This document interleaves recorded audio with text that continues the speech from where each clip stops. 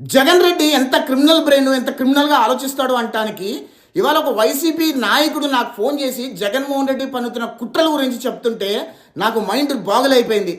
జగన్మోహన్ రెడ్డి ఏం ఆలోచిస్తున్నాడు అంటే కనుక వైసీపీ కార్యకర్తలని, నాయకులని ప్రభుత్వ అరెస్టుల నుంచి కాపాడుకోవాలి అంటే కనుక ప్రభుత్వం మీద భయంకరమైన దుష్ప్రచారం చేయాలి, ప్రభుత్వం మీద భయంకరమైన అభాండం వేయాలి. దానిలో భాగంగానే జగన్మోహన్ రెడ్డి భయంకరమైన కుట్ర పన్నాడంట. ఏంటి ఆ కుట్ర అంటే కనుక ప్రభుత్వ ఆధీనంలో ఉన్న పోసాని కృష్ణమురళిని కనుక ఎలిమినేట్ చేయగలిగితే ఇది ప్రభుత్వ హత్య అని చెప్పి రాష్ట్ర వ్యాప్తంగా ఒక భయంకరమైన దుష్ప్రచారం చేసి ఆంధ్రప్రదేశ్ ప్రభుత్వం మీద ఒక వ్యతిరేకత తీసుకొచ్చి పైగా కమ్మ కమ్యూనిటీలో కూడా ఒక రిఫ్ట్ క్రియేట్ చేయొచ్చు అనే ఒక భయంకరమైన కుట్ర పడినంట. ఆ కుట్రలో భాగంగానే పోసాని కృష్ణమురళికి ఒక సమాచారం జారేశారు.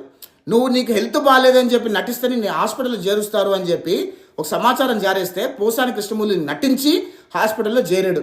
హాస్పిటల్లో జగన్మోహన్ రెడ్డి మనుషులు పోసాని కృష్ణమురళిని ఎలిమినేట్ చేయాలనుకున్నారంట, కానీ అది కుదరలేదంట.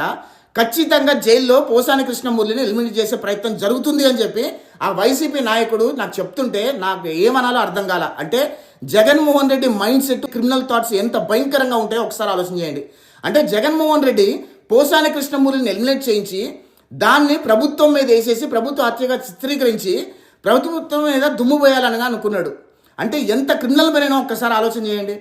రాష్ట్ర పెద్దలకి అదేవిధంగా పోలీసు అధికారులు కూడా ఒక విన్నపం చేస్తున్నా, పోసాని కృష్ణమురళిని జాగ్రత్తగా కాపాడండి.